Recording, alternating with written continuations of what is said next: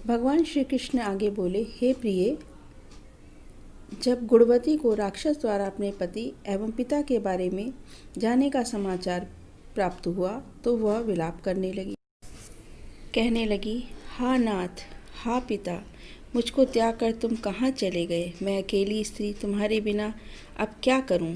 अब मेरे भोजन, वस्त्र आदि की व्यवस्था कौन करेगा?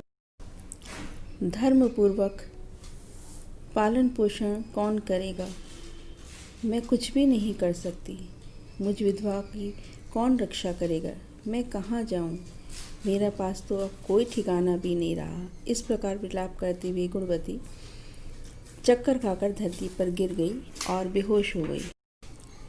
बहुत देर बाद जब उसे होश आया तो वह पहले की ही भांति करुण विलाप करते हुए शोक सागर में डूब गई। कुछ समय पश्चात जब वह संभली तो उसे ध्यान आया कि पिता और पति की मृत्यु के बाद मुझे उनकी क्रियाकर्म करनी चाहिए, जिससे उनको सद्गति प्राप्त हो।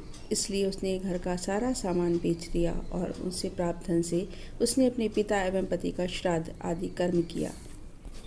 तत्पश्चात वह उसी नगर में रहते हुए 8 पहर भगवान विष्णु की भक्ति करने लगी। उसने मृत्यु पर्यंत तक नियम पूर्वक सभी एकादशियों का व्रत और कार्तिक महीने में उपवास एवं व्रत किए। हे प्रिय, एकादशी और कार्तिक व्रत मुझे बहुत ही प्रिय हैं। इनसे मुक्ति, भक्ति, पुत्र तथा संपत्ति प्राप्त होती है। कार्तिक मास में जब तुला राशि पर सूर्य आता है तब ब्रह्म मुहूर्त में उठकर स्नान करने व व्रत व उपवास करने वाले मनुष्य मुझे बहुत प्रिय हैं, क्योंकि यदि उन्होंने पाप भी किए हों तो स्नान व व्रत के प्रभाव से उन्हें मोक्ष प्राप्त हो जाता है। कार्तिक में स्नान, जागरण, दीपदान तथा तुलसी के पौधे की रक्षा करने वाले मनुष्य साक्षात भगवान विष्णु के समान हैं। कार्तिक मास में मंदिर में झाड़ू लगाने वाले, स्वास्तिक बनाने वाले तथा भगवान विष्णु की पूजा करने वाले मनुष्य जन्म मरण के चक्कर से छुटकारा पा जाते हैं। यह सुनकर गुणवती भी प्रतिवर्ष श्रद्धापूर्वक कार्तिक का व्रत और भगवान विष्णु की पूजा करने लगी। हे प्रिय, एक बार उसे ज्वर हो गया और वो बहुत कमज़ोर भी हो गई। फिर भी किसी प्रकार गंगा स्नान के लिए चली गई। गंगा तक तो वो पहुंच गई, परंतु शीत के कारण वह बुरी तरह से कांप रही थी। इस कारण वह शिथिल हो गई।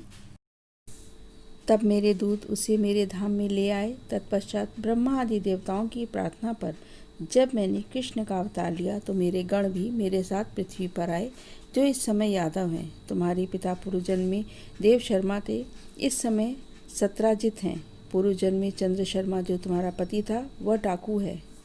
और हे देवी, तू ही वह गुणवती है। कार्तिक व्रत के प्रभाव के कारण तू ही मेरी अर्धांगिनी हुई है। पूर्व जन्म में तुमने मेरे मंदिर के द्वार पर तुलसी का पौधा लगाया था। इस समय वह तेरे महलों के आंगन में कल्प वृक्ष के रूप में विद्यमान है।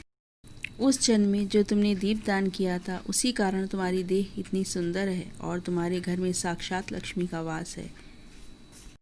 चूँकि तुमने पूर्व जन्म में अपने सभी व्रतों का फल पति स्वरूप विष्णु को अर्पित किया था, उसी के प्रभाव से इस जन्म में तुम मेरी प्रिय पत्नी हो। पूर्व जन्म में तुमने नियम पूर्वक जो कार्तिक मास का व्रत किया था, उसी के कारण मेरा और तुम्हारा कभी वियोग नहीं होगा। इस प्रकार कार्तिक मास में व्रत आदि करने वाले मनुष्य मुझे तुम्हारे समान प्रिय हैं। दूसरे जप, तप, यज्ञ, दान आदि करने से प्राप्त फल कार्तिक मास में किए गए व्रत के फल से बहुत थोड़ा होता है, अर्थात कार्तिक मास में व्रतों का 16वां भाग भी नहीं होता है।